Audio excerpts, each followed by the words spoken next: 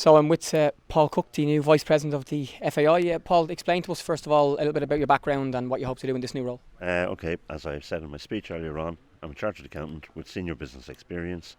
My role is going to be, the way I see my role, is bring financial expertise, questioning and financial governance to the association. How big is the job on your hands? I think it's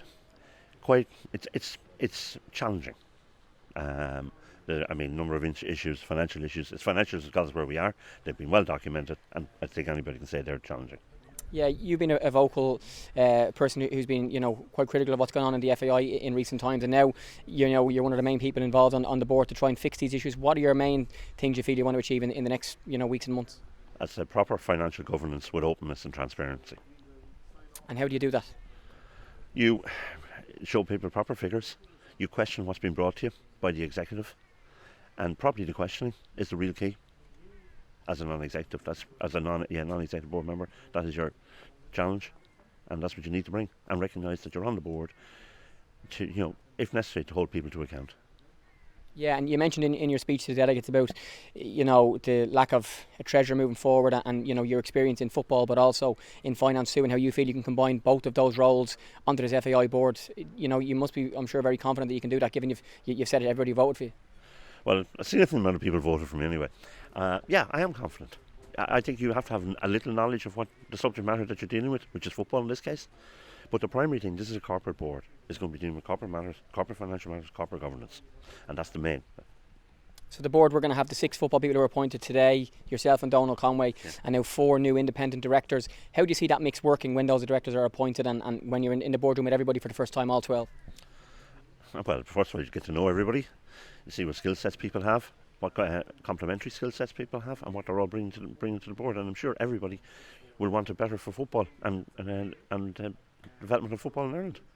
Yeah, I certainly feel in recent weeks that the public opinion somewhat has shifted, should I say, towards this reform that's going on, and maybe people aren't as concerned about the future as they were previously. What would you say to the people who are watching and listening who are Irish football fans and want a better FAI, are seeing what's going on but are still a little bit doubtful as to how it'll all work out in the end? I think we've shown to date that we're prepared to take steps to put the greater governance, to put the reform. We've taken the steps. Some people might say they're baby steps, but I think they're actually significant. You brought in whole new rules at an EGM last week, 116 votes to 2, which was overwhelming that the members are doing. And so you're on that. Again today, there was elections for every position, with the exception of Donald's. Every position there was an election for. One thing we didn't see today were the accounts. I know you've seen them in your new role, and also the position of the auditors moving forward was adjourned because people were doubtful about Deloitte, given the current accounts haven't been produced yet. When do you see a resolution to that? And there was talks about when the next AGM or the second part of this AGM happens, and we'll know what's happening with the accounts, and also who'll be the chartered accountants and stuff moving forward. Well, I think I think Donald referenced in his speech about the council have to be ready from 30th of September, so you're going to have September-October period when the council will be ready. In relation to the auditors, that will be a decision for the members, and that will come to the members no matter what way the board or anyone else wants to deal with it. It'll be the members' decision.